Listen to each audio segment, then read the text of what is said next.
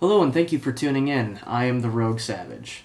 Today I would like to discuss a little bit about this controversy which has arisen around Milo Yiannopoulos and these allegations that he is either a pedophile or a pedophile apologist. So this story was dropped by an organization that refers to themselves as the Reagan Battalion. And they did so by tweeting a edited video which alleges that Milo was advocating for the consensual sex of 13-year-olds and older men.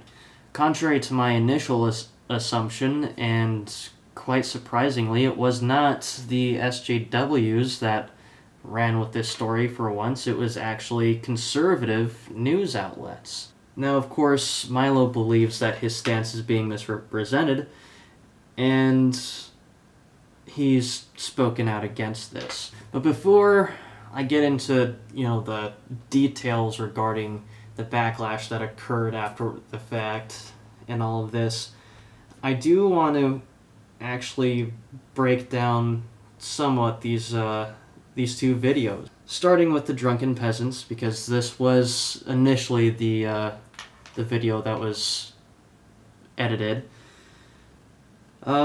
Milo reveals that he lost his virginity to a much older man at roughly around the age of 13 years old.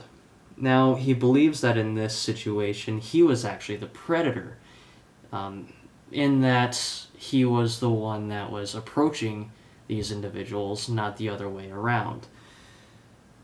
And he believes that at that time, he matured a lot faster than his peers.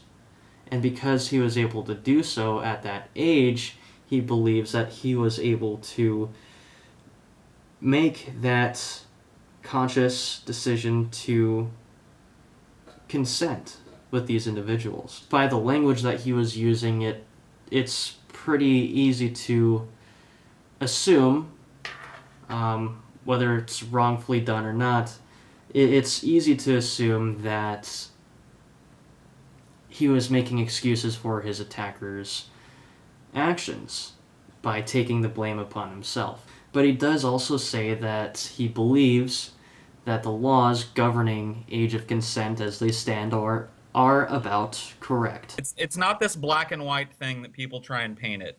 There some No, it is. 13-year-olds out there capable of giving informed consent to have sex with an adult? Probably. But I was also a Yeah. 13-year-old. I hung around with 13-year-old guys, when I was 13, and there were some of them that still thought girls were fucking icky at 13.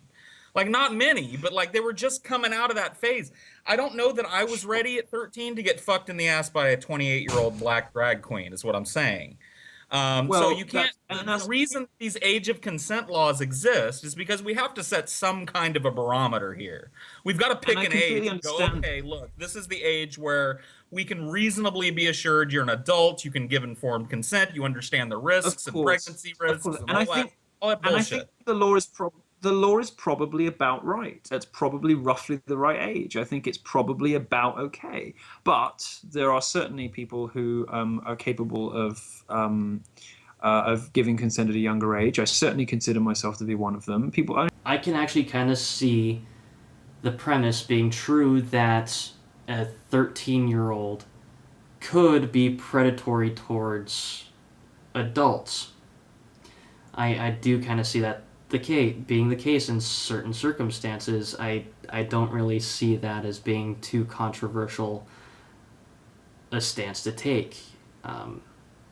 But again, I just don't see this as being a stance to advocate for pedophilia. But I'm going to kind of clarify more of this later on. I want to move on to the second video concerning Joe Rogan in his podcast. Milo and Joe start talking about this priest. Now, this is kind of later on in the segment. I'll leave links to all these videos below so you can check them out. But they start off by talking about this priest that Milo had relations with.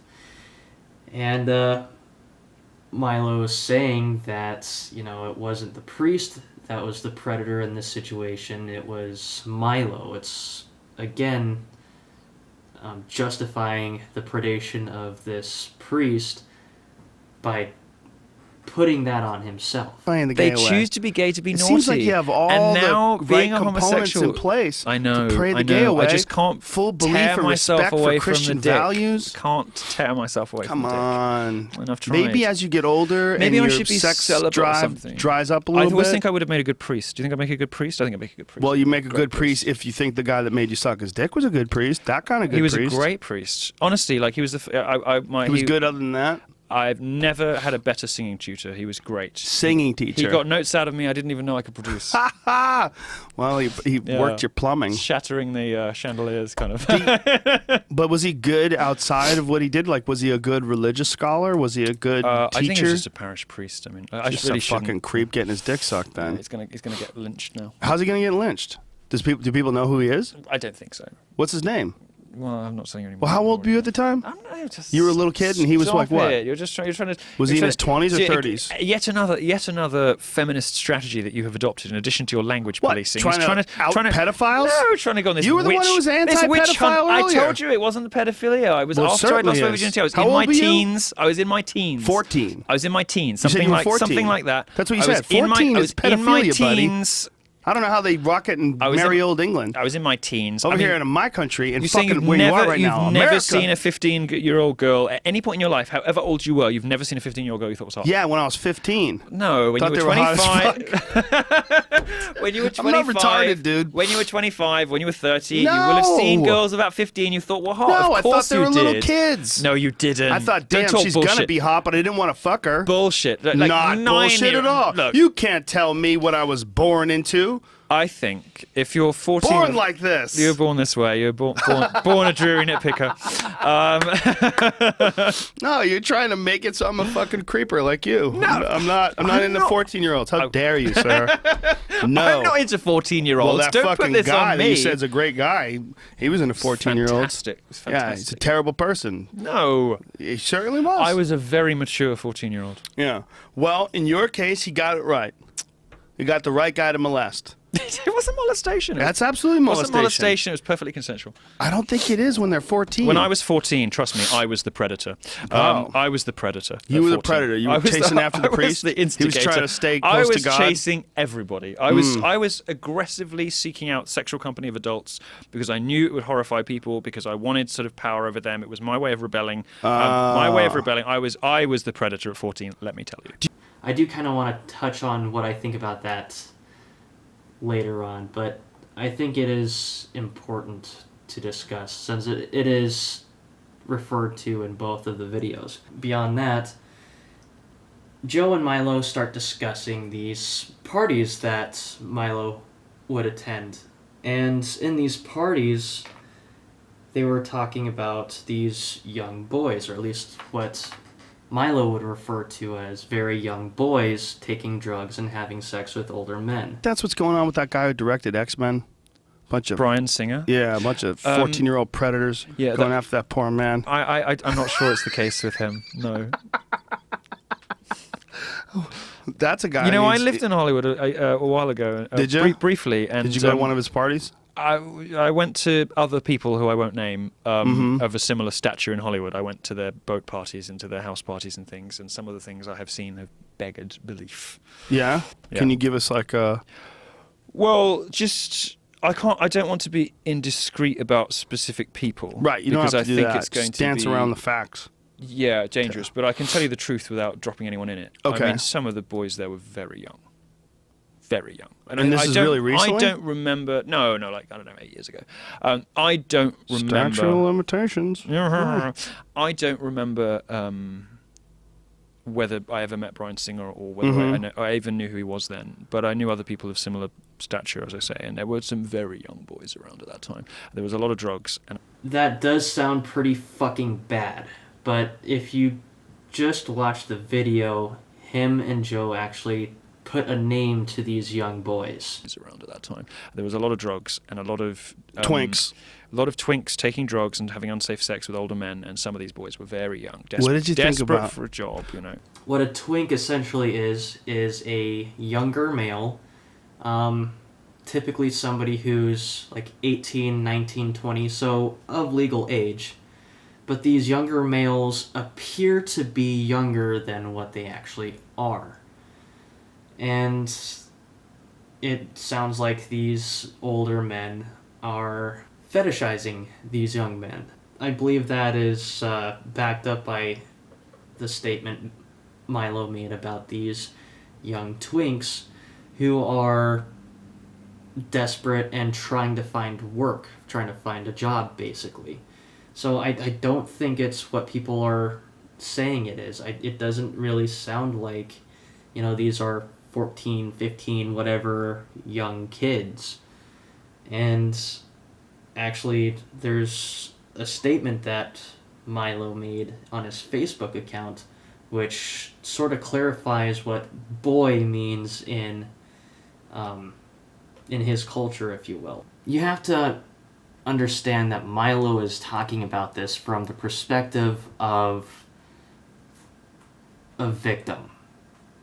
I mean, that's something that we have to keep in mind here. Milo was a victim of sexual assault, and a lot of this is coming from his perspective as a victim, even though he doesn't like to necessarily admit that he's the victim.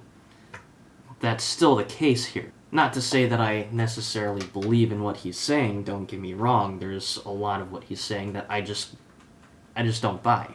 But he essentially believes that a portion of younger individuals, possibly that age, mature at a much faster rate, and can sometimes be predacious towards, adults. I don't really see a whole lot of controversy in that. Simply because of the fact that he is talking about an outlier. And he also uses himself as a personal example.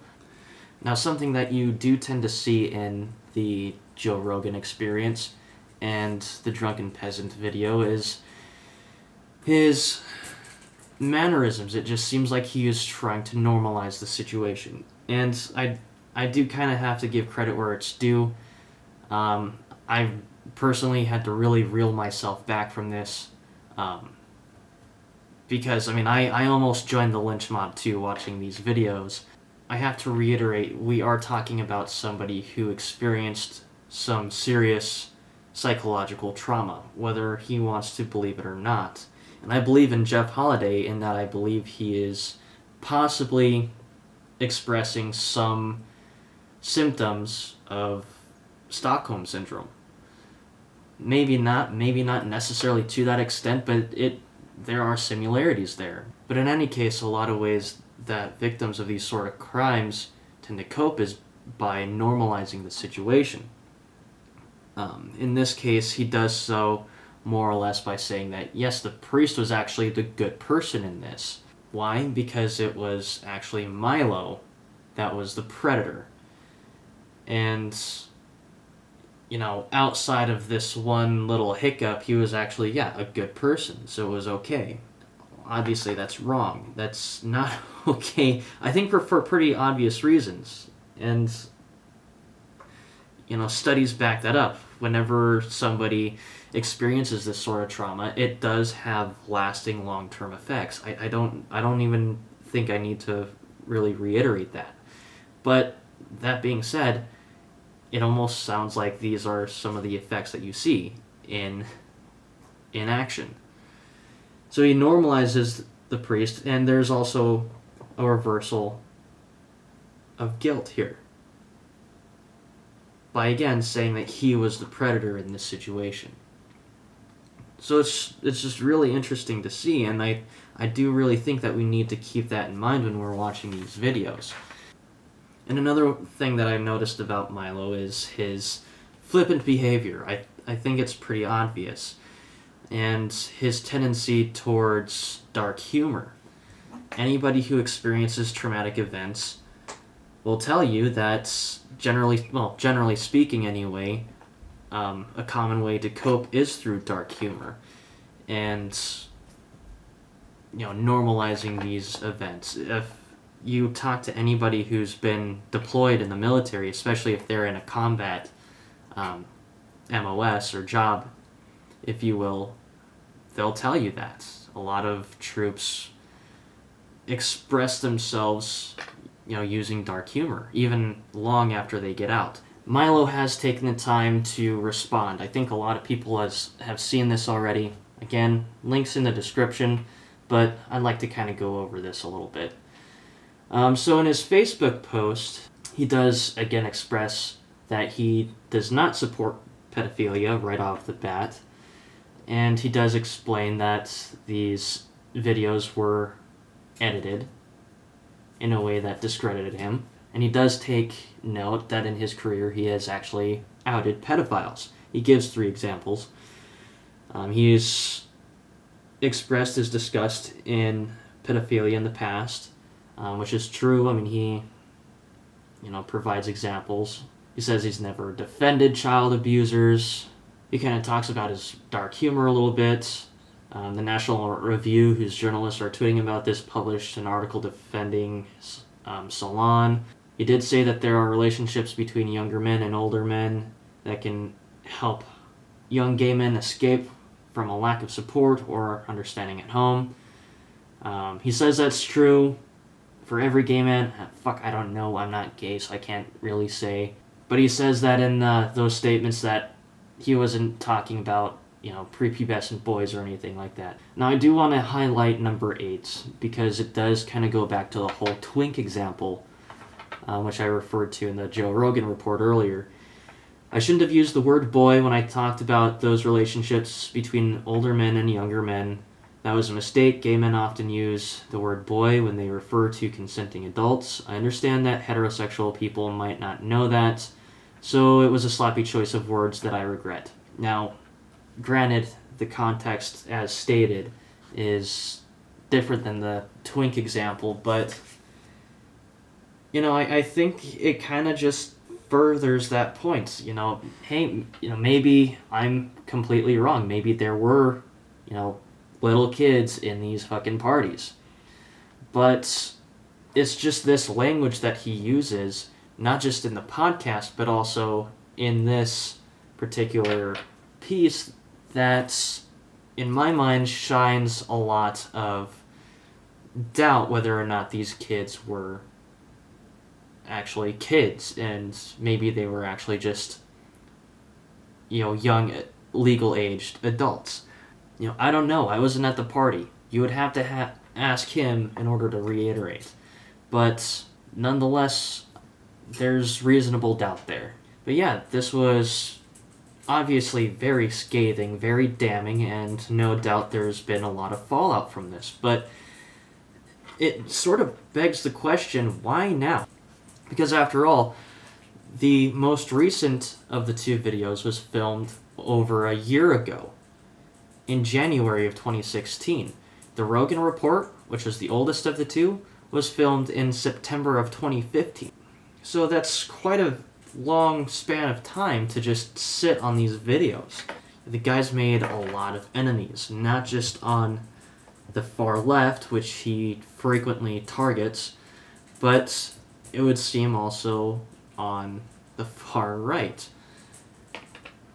There's a lot of people out there that are angry with the fact that Bill Maher provided this guy with a platform. Not to mention, a lot of these people are pissed about the book deal. And it's important to note that this Reagan Battalion is, well, at least they seem to be on the Never Trumper bandwagon. And, if anybody's taken the time to watch even just 10 or 20 minutes of any given speech that Milo's made, it's pretty easy to discern that he's an avid Trump supporter. He pretty much was from the get-go. Not to mention that CPAC has a history of controversy revolving around accusations that they tend to exclude log cabin Republicans from their events, who are, pro-gay. But nonetheless, it definitely seems that these videos have definitely had their desired effect. For starters, CPAC dropped him as their keynote speaker for this year's event, and Simon & Schuster, the company that was publishing his book, nixed their deal completely. Just the other day, Milo took to the press and announced that he was resigning from Breitbart. Now he says that he wasn't pressured in doing so, but I don't know, it seems kind of fishy, because Breitbart has literally not said anything, at least as of the time of this recording, regarding Milo's position on everything. But it does sound that there's at least some hope for the future for Milo. From the sounds of it, he has another publisher that he's going to go through for his book, and he's talking about other prospects regarding his reporting. So maybe his career isn't ruined. Maybe there's hope for the guy after all. Maybe I'm reaching a little bit. We'll just have to wait to see. But nonetheless, I think it'll be interesting to see where this goes. Now, with all this being said, I can actually see a whole group of people coming out of the woodwork claiming that me and people like me are pedophile apologists. To those people, you can legitimately go fuck yourself. Because, frankly, that is just an absurd claim. I don't think, in addition to that I actually need to make the obvious statement that I do not support pedophilia. But with that being said, strong claims require strong evidence. I do believe that there's enough nuance here in regards to Milo Yiannopoulos' state of mind when he was making these interviews. The fact that he is actually a victim of these sort of crimes. And, you know, just the language itself, it does solidify, for me at least, that there is plenty of reasonable doubt in regards to justifying these claims that are levied against him. And that's all I'm trying to say. Now, I'm not Milo. I wasn't at these parties. I wasn't there in the incident with the priest, you know, and I certainly don't agree with a lot of what he says. But it doesn't seem like he's said anything so damaging that he should lose his career over this. That's all I have for today. Thanks again for tuning in. If you like what I do, please feel free to like, comment, subscribe, share. Please check out my Patreon, and I'll see you next time. Savage out.